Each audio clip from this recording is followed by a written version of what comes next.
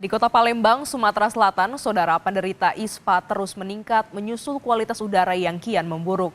Mayoritas ISPA diderita kelompok usia 1 hingga 5 tahun. Kualitas udara tidak sehat di Kota Palembang akibat kabut asap merupakan dampak dari kebakaran hutan dan lahan yang terjadi di Sumatera. Hal ini berdampak pada meningkatnya jumlah penderita ISPA di Provinsi Sumatera Selatan. Dinas Kesehatan Kota Palembang menyebut peningkatan kasus ISPA sudah terjadi sejak Agustus lalu. Kebanyakan pasien ISPA merupakan pasien balita berusia di bawah 1 tahun. Paling terdampak ini adalah pada usia 1-5 tahun, terutama pada usia di bawah 1 tahun. Pada usia di bawah 1 tahun itu dari 495 kasus ISPA di bulan Juli, di Agustus jadi 793. Dan kelompok umur 1-5 tahun dari 2035 di Agustus 2397. Jadi kalau kita bandingkan Juli dan Agustus ini trennya sudah mulai meningkat. Jumlah pasien ISPA terutama pada anak-anak dan balita terus mengalami peningkatan. Sudah adakah upaya pencegahan dari pemerintah setempat? Kita tanyakan langsung kepada jurnalis Kompas TV Purwantoro di Palembang, Sumatera Selatan. Selamat siang Purwantoro, apa saja upaya Pemprov Sumatera Selatan untuk mengatasi kondisi ini?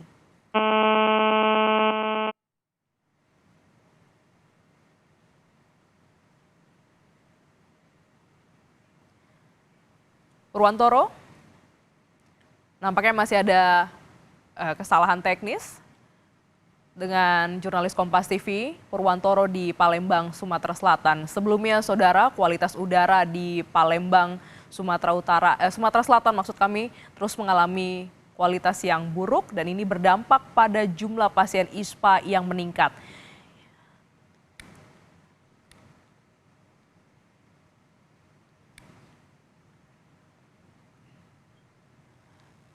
Dan kita kembali sapa Purwantoro di Palembang, Sumatera Selatan. Baik, bagaimana upaya dari pemerintah provinsi untuk mengatasi kondisi ini, Purwantoro? Baik, Lendis. Upaya yang sudah dilakukan oleh pemerintah provinsi Sumatera Selatan dan pemerintah kota saat ini memang baru sekedar himbauan untuk masyarakat menyusul masuknya kabut asap di wilayah Palembang, terutama di 7 hari terakhir.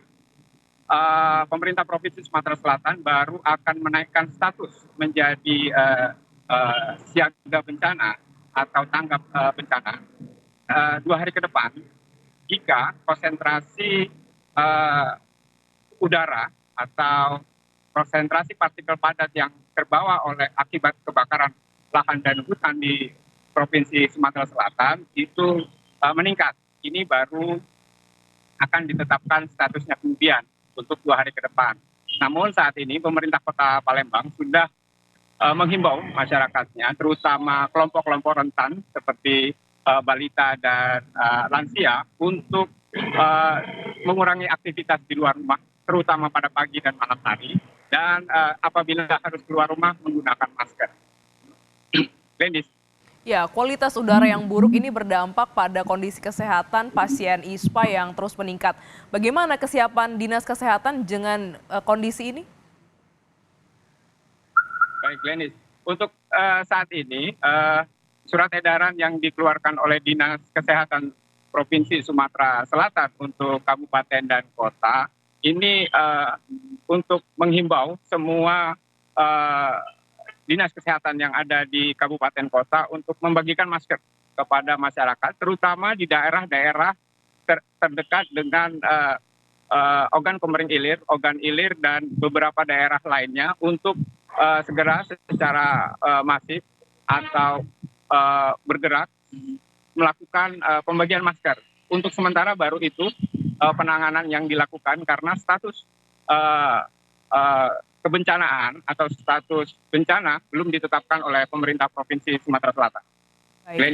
Baik, adakah juga upaya lain yang dilakukan untuk menanggulangi polusi udara di Kota Palembang?